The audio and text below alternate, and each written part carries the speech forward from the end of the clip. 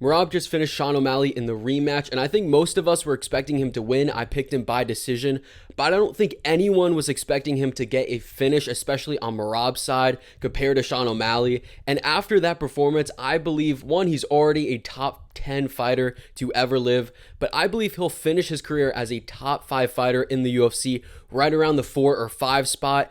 I think that he's already surpassed guys like Khabib, Daniel Cormier, maybe even Anderson Silva, Stipe, and I think he's right there with guys like Jose Aldo, Max Holloway, and I do believe he'll pass a lot of those guys, getting him into the top 5. Now, I did see the event live. I did see him get the finish live. I was very surprised to see him submit Sean O'Malley because O'Malley's pretty good on the ground. His takedown defense isn't great, but he's pretty good at staying afloat. Now, getting into the guys that I think he's higher than, first off, Khabib. Khabib had a great skill set. His wins before he was the champion were pretty underrated. Guys like Michael Johnson, Edson Barboza.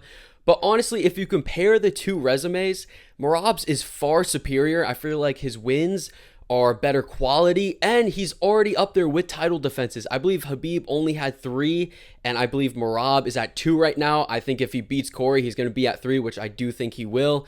And I just think Merab is higher than Khabib. The only real argument you could say is that Khabib just was more skilled. But I feel like because he never really tested himself against the other grapplers at 155 and at 170, you can't really say that because we don't know for sure how he would have done against those guys. So I do believe Merab is higher than Khabib. Now, I also think that he's higher than Daniel Cormier. I know DC had great wins over Gus and Rumble Johnson. But if you look at Daniel Cormier, he had several losses. He lost to Stipe twice, and I get he did knock him out in the first fight, which is a great win to beat the heavyweight GOAT and knock him out pretty early. But if you look at it, he lost the trilogy. So it makes the first win not as great, where it does kind of hurt his legacy in that way. Obviously, he lost to John Jones. I don't really count the second fight because it was a no contest, but even if we count the first fight, it's still a loss. It's a good loss. It's not the worst loss ever to lose to John Jones, but it still counts. And I feel like for Merab, again, his quality of wins, I get Daniel Cormier beat a much better light heavyweight than the current day. But if you look at Merab, his quality, it's still far superior. And I think that Merab, he is higher than Daniel Cormier. I think for Daniel Cormier, he also didn't have a ton of title defenses, obviously because John Jones, which again, that does hurt his legacy. I do think Merab is higher than Daniel Cormier. I think he's also higher than Stipe, the guy who beat Daniel Cormier twice. And for Stipe, it's kind of the same thing where if you look at some of his wins, like Francis, yes, he did beat him, but he got knocked out right after. And again, he beat a much better heavyweight division, and he did have a few really good title defenses. But Merab, the quality of fighter at bantamweight is so much better than the quality at heavyweight. Plus, for title defenses, again, Stipe didn't have a ton, so they're pretty close as well. I think he's already higher than Stipe, and I do think he'll finish his career higher than Stipe. The other fighter is Anderson Silva, who I think Merab may be higher than. It's neck and neck, because Anderson Silva, yes, he has way more title defenses, obviously. But again, if you look at the quality, and I know some people say, oh, the people Anderson Silva faced actually weren't as bad as people say. But if you look at it, Merab, Umar, Peter Yan, Sean O'Malley, Henry Cejudo, Jose Aldo, it's so far superior where I would rank Merab higher. And I get he only has 2 title defenses, but his wins before the belt were insane. And I think the fact that, it's a 5-round fight doesn't make that much of a difference, especially when it's Merab, who has the best gas tank in UFC history. I have him personally over Anderson Silva. I get the title defenses is a big issue, but I think Merab will stack up a few more. Now, who are the fighters where I think Merab has not passed them yet, but I think he's very close to passing them? I would say Jose Aldo, Max Holloway, and I would also say Demetrius Johnson. I don't think he's really passed any of them, but I think it's very close. I think, and I am very confident he'll pass Jose Aldo. One, because he's retired. He's not going to add any more good wins. Jose has a ton of losses as well, even in his prime. I get they're not bad losses, but regardless, he still lost to them. It still does hurt his resume.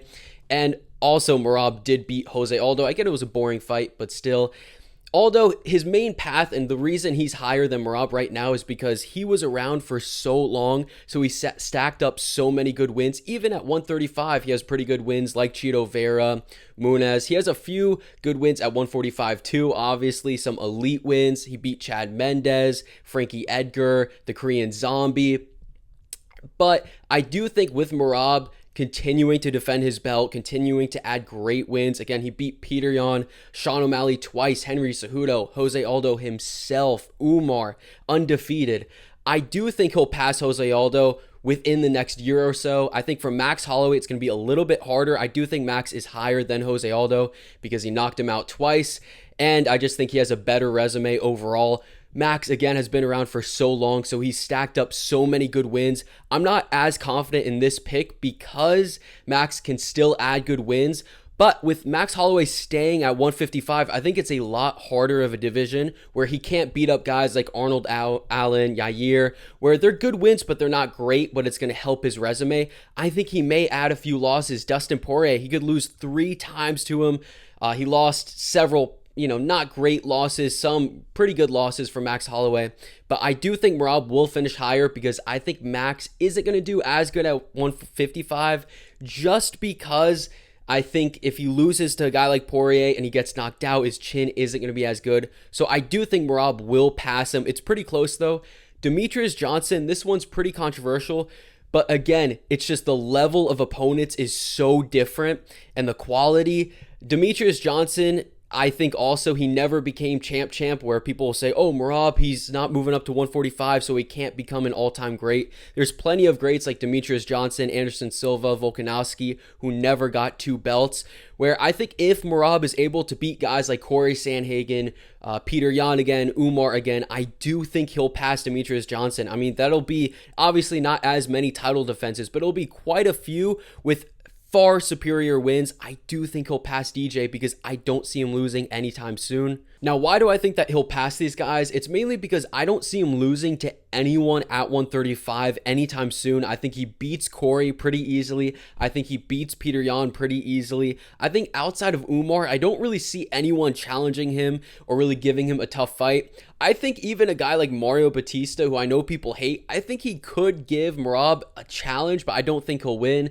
There's not that many up-and-comers at 135 that I see beating the top guys like Peter Yan, Umar, even Sean O'Malley. And I think his skill set is one where even though he is a little bit older, it's not really going to get any worse. He's not a flashy striker. He doesn't rely on his reflexes. He just mainly relies on his gas tank, which isn't really going to get that much worse as he ages. And even if it gets worse, he's still going to have the best gas tank in the UFC.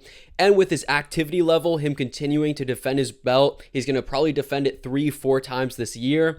I think he's going to stay active, and I think he's going to continue to beat these guys fairly easily. He's not taking a ton of damage either, especially in his last fight. Even in the first Sean O'Malley fight, he didn't really take any damage. I am confident he's going to keep on winning. Again, I don't think he should move to 145. I don't think he will. And I think that's actually going to help his legacy because he's not going to add another loss at 145 and then he has to go back down to 135. So I do think when it's all said and done, he'll have a crazy resume. He'll beat Moraes. He snapped his winning streak. I believe he finished him. That was a great win before the title. He beat Jose Aldo. He beat Henry Cejudo. 50-45 Peter Yan. He got the belt off of Sean O'Malley. He defeated Umar, took his O. Then he finished Sean O'Malley in the rematch. I think he'll beat Corey Sandhagen. I think he'll beat Peter Yan in the rematch. I think he will beat Umar in the rematch. And that is an insane legacy. I do think he'll end up as a top 5 fighter again. Let me know what you disagree with. But yeah, that is it for me. And yeah.